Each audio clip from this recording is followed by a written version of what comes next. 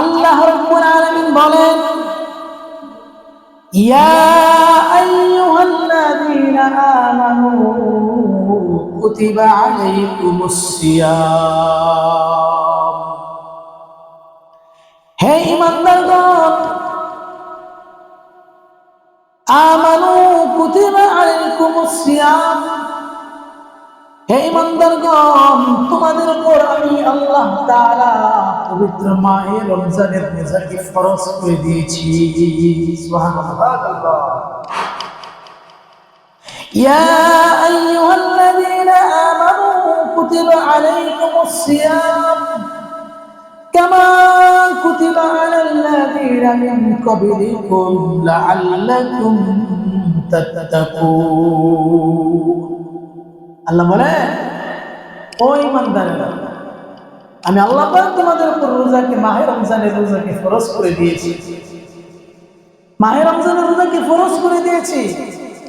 ঘাবড়াইবার কোনো কিছু না, কি নাই? ঘাবড়াইবার হঠাৎ চমকে গেলাম, হ্যাঁ আল্লাহ আমাদের উপর রোজাকে ফরজ করে দিয়েছে, হঠাৎ করে কি করলাম? চমকে গেলাম। চমকাইবার কোনো বিষয় নেই। আল্লাহ বলতেছে এই চমকার মুখে নাই কোনো বিষয় না, ঘাবড়াইবার কোনো বিষয় না। বরং আল্লাহ বলেন, কামা কুতিবা আলাল্লাযীনা মিন ক্বাবলিকুম, বরং আমি আল্লাহ তাআলা তোমাদের পূর্ববর্তী যারা ছিল, অতীতে যারা ছিল, তাদের উপর আমি আল্লাহ তাআলা মাহে রমজানের রোজাকে ফরজ করে দিয়েছিলাম। তাইলে শুধু তোমাদের জন্য না, শুধু তোমাদের জন্য না, বরং পূর্ববর্তী অনেক মানুষের উপর আমি কি করছিলাম? রোজা ফরজ করে দিয়েছি। আদম আলাইহিস সালাম রোজা রেখেছেন, অনেক নবী রাসূল রোজা রেখেছেন, অনেক নবীর উম্মত রোজা রেখেছেন। বুঝছেন? তাহলে রোজা এটা নতুন বিষয় না, বরং রোজা হলো একেবারে প্রথম থেকে নিয়ে রোজা। এটা হঠাৎ করে গামড়াইবার কোনো কিছু নাই। এটা কোনো এমন কোনো ভার বোঝাও না যে বহন করতে হবে, বড় কষ্ট হবে, অনেক কষ্ট হবে, আমি সহ্য করতে পারবো না, আমি মানতে পারবো না। আল্লাহ বলেন, লা ইউকাল্লিফুল্লাহু নাফসান ইল্লা উসআহা, আমি আল্লাহ তাআলা মানুষকে তার সাধ্যের অতিরিক্ত আদেশ করি না। মানুষ যতটুকু পারবে, মানুষ যতটুকু পারবে ততটুকু আমি আল্লাহ তাআলা কি করছি? আদেশ করে ফেলেছি। হ্যাঁ, আমরা বাবা যারা, আমাদের সন্তান যারা আছে, তাদেরকে মাঝে মধ্যে কি করি? কাজের আদেশ করি, এই তুমি এই কাজটা করো। তাহলে আমরা কি বলি যে 10 মণ সোজা দিয়ে আও? সন্তানকে এতটুকুই বলি যতটুকু সন্তান আমার ধারণা অনুযায়ী পারবে, তাই না? তাহলে আল্লাহ পাক তো জানে তার বান্দা কতটুকু পারবে, তো আল্লাহ পাক সে অনুযায়ী বান্দাকে আদেশ করেছে। আল্লাহ বলেন, কামা কুতিবা আলাল্লাযীনা মিন ক্বাবলিকুম লাআল্লাকুম তাত্তাকুন। আল্লাহ রাব্বুল আলামিন বলেন, আমি আল্লাহ তাআলা তোমাদের ফিরদের করলেন।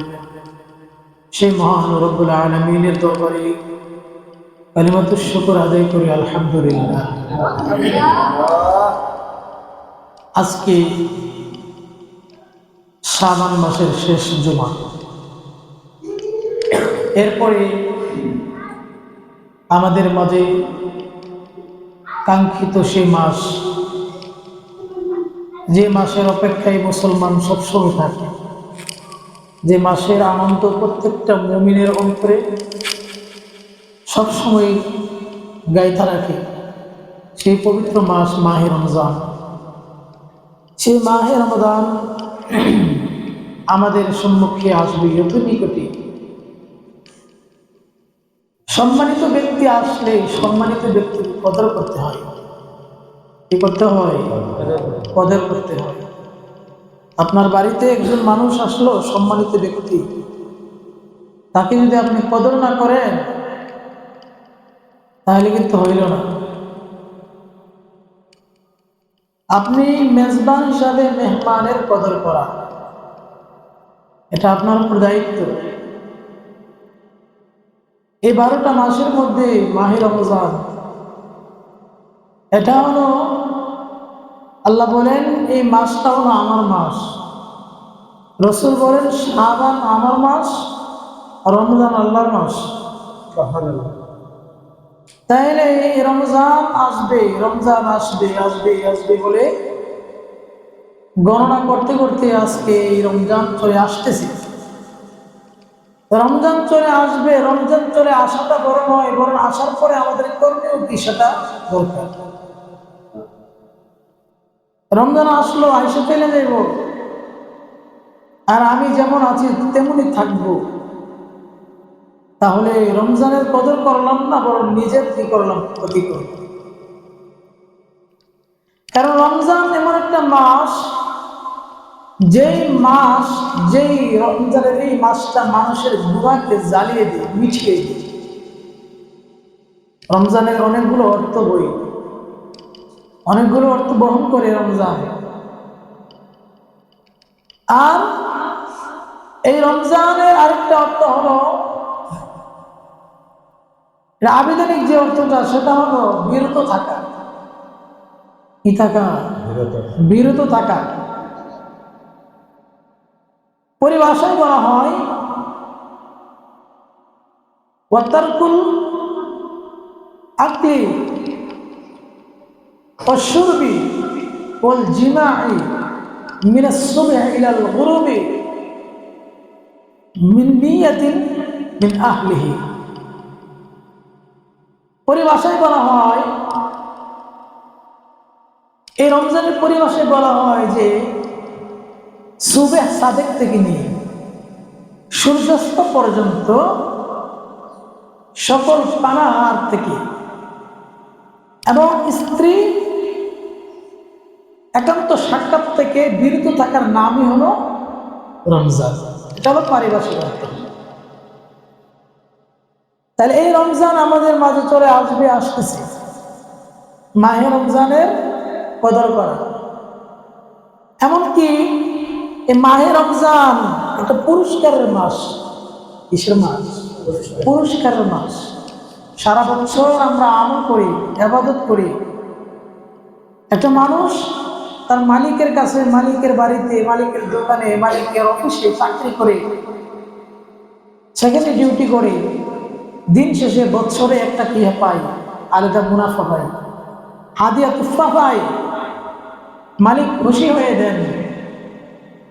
এটা যেমন একটা আশাই থাকে প্রত্যেকটা মুমিন বান্দা, তার দিলের মধ্যে এটাই আশা যে পবিত্র মাহে রমজান আসবে, আমার সবচেয়ে বড় হাদিয়া হলো আল্লাহ পাক আমাকে ক্ষমা করে দিবেন। সুবহানাল্লাহ। সবচেয়ে বড় হাদিয়া হলো এটা।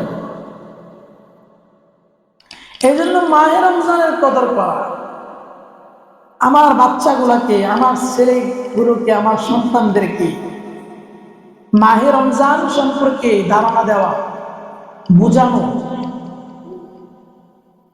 মাহে রমজানে যে সুবে সাদিক থেকে নিয়ে সূর্যাস্ত পর্যন্ত খাবার দাবার থেকে বিরত থাকতে হয়, আমার সন্তানকে শিক্ষা দেব, সন্তানকে বোঝাতে হবে।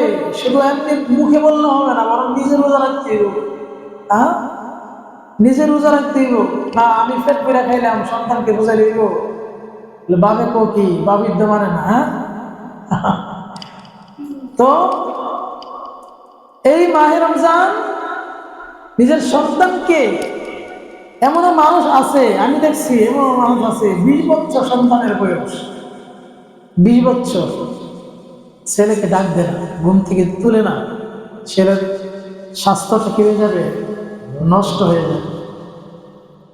এত বড় নাদুস নদুস একটা দেহের অধিকারী, এত বড় মোটা সোটা অধিকারী চিন্তা করে সন্তানের স্বাস্থ্যটা কি হয়ে যাবে, নষ্ট হয়ে যাবে। আমি যদি বলি সে বাবাকে, শুনেন, আপনার ঘরে যদি আগুন লাগে, রাত 3টা বাজে যদি আগুন লাগে, তো আরামের ঘুমটার মধ্যে আপনার সন্তানকে ডাক দিবেন নি? তখন উত্তর আসবে কি, হ্যাঁ অবশ্যই দেবো। কেন? বলে ঘরে আগুন লাগছে, সন্তানকে যদি ডাক না দেয় তাহলে ঘরের সাথে সন্তানের পরে ছাদ খারাপ হয়ে যাবে। তাই নাকি বিষয়টা না? তাহলে ঘরের মধ্যে আগুন লাগলে যদি সন্তানকে ডাক দিতে হয়, সন্তান পুড়ে যাবে এই ভয়ে, তাহলে মাহে রমজানের রোজা না রাখলে আল্লাহ পাক জাহান্নামের আগুনে জ্বালাইবো, ওইটা কি একটু বুঝে আসে না আমাদের? ওইটা কি বুঝে আসে না? আমরা দেখি অনেক পরিবারে অনেক এত বড় সন্তান, ছেলে মেয়ে রোজা রাখে না, অনেক মুরব্বীরাও কি করে না, রোজা রাখে না। এরপরে বিশেষ আরেকটা আমাদেরকে সুবিধা দিয়ে দেন দোকানদার, দোকানের মধ্যে মাশাআল্লাহ পর্দার ব্যবস্থা করে দেন, হ্যাঁ, সুন্দর করে পর্দা টাঙিয়ে দেন যেন মাশাআল্লাহ এরা কি করতে পারে, সকাল বিকালে ইফতার করতে পারে। এই হলো আমাদের সমাজের একটা অবস্থা। যাই হোক, রমজানের আলোচনা হবে ইনশাআল্লাহ। রমজানের করণীয় বর্জনীয় বিভিন্ন মাসলা মাসাইল সম্পর্কে আলোচনা হবে। আল্লাহ পাক কোরআনের মধ্যে বলেন রমজান সম্পর্কে, সূরাতুল বাকারার 263 নম্বর আয়াত, আল্লাহ রাব্বুল আলামিন বলেন, ইয়া আইয়ুহাল্লাযীনা আমানু কুতিবা আলাইকুমুস সিয়াম, হে ঈমানদারগণ, আমানু কুতিবা আলাইকুমুস সিয়াম, হে ঈমানদারগণ, তোমাদের উপর আমি আল্লাহ তাআলা পবিত্র মাহে রমজানের রোজাকে ফরজ করে দিয়েছি। সুবহানাল্লাহ। ইয়া আইয়ুহাল্লাযীনা আমানু কুতিবা আলাইকুমুস সিয়াম কামা কুতিবা আলাল্লাযীনা মিন ক্বাবলিকুম লাআল্লাকুম তাত্তাকুন। আল্লাহ বলেন, ও ঈমানদারেরা, আমি আল্লাহ পাক তোমাদের উপর রোজাকে, মাহে রমজানের রোজাকে ফরজ করে দিয়েছি। মাহে রমজানের রোজাকে ফরজ করে দিয়েছি, ঘাবড়াইবার কোনো কিছু না, কি নাই ঘাবড়াইবার, হঠাৎ চমকে গেলাম, হ্যাঁ আল্লাহ আমাদের উপর রোজাকে ফরজ করে দিয়েছি, হঠাৎ করে কি করলাম, চমকে গেলাম। চমকাইবার কোনো বিষয় নেই, আল্লাহ বলতেছে এই চমকানোর কি নাই কোনো বিষয় না, ঘাবড়াইবার কোনো বিষয় না, বরং আল্লাহ বলেন, কামা কুতিবা আলাল্লাযীনা মিন ক্বাবলিকুম, বরং আমি আল্লাহ তাআলা তোমাদের পূর্ববর্তী যারা ছিল, অতীতে যারা ছিল, তাদের উপর আমি আল্লাহ তাআলা মাহে রমজানের রোজাকে ফরজ করে দিয়েছিলাম। তাইলে শুধু তোমাদের জন্য না, শুধু তোমাদের জন্য না, বরং পূর্ববর্তী অনেক মানুষের উপর আমি কি করছিলাম, রোজা ফরজ করে দিয়েছিলাম। আদম আলাইহিস সালাম রোজা রেখেছেন, অনেক নবী রাসূল রোজা রেখেছেন, অনেক নবীর উম্মত রোজা রেখেছেন, বুঝছেন? তাহলে রোজা এটা নতুন বিষয় না, বরং রোজা হলো একেবারে প্রথম থেকে নিয়ে রোজা, এটা হঠাৎ করে গামড়াইবার কোনো কিছু নাই, এটা কোনো এমন কোনো ভার পূজাও না যে বহন করতে হবে, বড় কষ্ট হবে, অনেক কষ্ট হবে, আমি সহ্য করতে পারবো না, আমি মানতে পারবো না। আল্লাহ বলেন, লা ইউকাল্লিফুল্লাহু নাফসান ইল্লা উসআহা, আমি আল্লাহ তাআলা মানুষকে তার সাধ্যের অতিরিক্ত আদেশ করি না। মানুষ যতটুকু পারবে, মানুষ যতটুকু পারবে ততটুকু আমি আল্লাহ তাআলা কি করছি, আদেশ করেছি। হ্যাঁ, আমরা বাবা যারা, আমাদের সন্তান যারা আছে, তাদেরকে মাঝে মধ্যে কি করি, কাজের আদেশ করি, এই তুমি এই কাজটা করো। তাহলে আমরা কি বলি যে 10 মণ পূজাটা নিয়ে আও? সন্তানকে এতটুকুই বলি যতটুকু সন্তান আমার ধারণা অনুযায়ী পারবে, তাই না? তাহলে আল্লাহ পাক তো জানে তার বান্দা কতটুকু পারবে, তো আল্লাহ পাক সে অনুযায়ী বান্দাকে আদেশ করেছে। আল্লাহ বলেন, কামা কুতিবা আলাল্লাযীনা মিন ক্বাবলিকুম লাআল্লাকুম তাত্তাকুন। আল্লাহ রাব্বুল আলামিন বলেন, আমি আল্লাহ তাআলা তোমাদের উপর রোজাকে ফরজ করে দিয়েছি এবং তোমাদের পূর্ববর্তী যারা ছিল তাদের ফরজ করে দিয়েছিলাম, ফরজ করে দিয়েছি। রোজা কেন দিয়েছি, রোজা কেন তোমাদের উপর ফরজ করে দিয়েছিলাম তা জানো? এই রোজা ফরজ করে দেওয়ার কারণ হলো লাআল্লাকুম তাত্তাকুন, যাতে করে তোমরা আল্লাহ বের হতে পারো, তাকওয়াবান হতে পারো। সুবহানাল্লাহ। আল্লাহ বলেন যে রোজা আমি আল্লাহ দিয়েছি, বরং রোজা ভাইয়া কি হইবা? তাকওয়াবান হইবা। তাকওয়া কোন জিনিস? তাকওয়া কোন জিনিস? তাকওয়া কাকে বলে? একজন পীর সাহেব তার মুরিদ, ৫ জন মুরিদকে বললেন যাও, প্রত্যেকের হাতে একটা একটা মুরিদ দিয়ে বললেন যাও, ওই মুরিদটাকে কি করো, এমন কোন মানুষ বা এমন কেউ যেন না দেখে এমন একটা নির্জনে যাও, সেখান থেকে গিয়ে মুরিদটাকে জবাই করে নিয়ে আসো। কি করলো? পীর সাহেব তার মুরিদকে বলল যাও, এমন এমন নির্জন জায়গাতে যাবা যে জায়গাতে কেউ না দেখে। একজন পানির তলে ডুব দিয়ে কি করছে? জবাই করে রয়েছে। আর একজনের গর্তের মধ্যে ঢুকে জবাই করে রয়েছে। আর একজনের গড়ের ভিতরে ঢুকে কি করছে? জবাই করে রয়েছে। আরেকজন চিন্তা করলো, বলা হয়েছে কেউ যেন না দেখে, তাহলে কেউ যেন না দেখে আল্লাহ তো দেখে। হ্যাঁ, আল্লাহ তো দেখে। তাহলে আল্লাহ যদি দেখে তাহলে তো সম্ভব না জবাই করা। উনি বাকি সবাই জবাই করে নিয়ে গেল, একজন বাকি সবাইকে জিজ্ঞাসা করলো তুমি কিভাবে জবাই করছো? এইভাবে। তুমি কিভাবে? এইভাবে। তুমি তো একবারে খালি, তুমি তো একবারে ফিরে আসলে। আমি চিন্তা করলাম আপনি বলেছেন যেই জায়গাতে গেলে বা এমন কোন জায়গা থেকে জবাই করব যেই জায়গাতে কেউ না দেখে। তো আমি যখনই জবাই করতে যাই তখন দেখি আল্লাহ পাক দেখতেছে। সুবহানাল্লাহ। আল্লাহ পাক দেখতেছে। আমি রোজা রাখলাম না, আমি ফর্দা লাগাইছে যে হোটেলের মধ্যে, ফর্দা বেষ্টন করে রাখছে যে শাস্ত্রের মধ্যে, ওইটাতে আমি ডুইগা খাইলাম। আমার মা দেখলো না, বাপ দেখলো না, কেউ দেখলো না, হুজুরও দেখলো না। আল্লাহ কি দেখতে আছে? আল্লাহ দেখতে আছে। ঘরের মধ্যে দরজা লাগায় বিবিকে বললাম দাও, ভাত দাও, খাই। হ্যাঁ, ভাত খাই। তো কেউ না দেখে আল্লাহ দেখতেছি না? আল্লাহ দেখতেছে না? এজন্য আল্লাহ বলেন রোজা এমন একটা জিনিস যেটা পৃথিবীর কোন মানুষ দেখুক বা না দেখুক, পৃথিবীর মানুষ দেখুক বা না দেখুক, বুঝুক বা না বুঝুক, যদি তুমি সকল পৃথিবীর সকল মাখলুকাত থেকে এই আদেশটা মানতে পারো তাহলে তুমি আল্লাহ বিরু, তাহলে তুমি আল্লাহ বিরু। লাআল্লাকুম তাত্তাকুন, তাহলে তুমি মুত্তাকিন হতে পারবা। কি হতে পারবা? মুত্তাকিন হতে পারবা।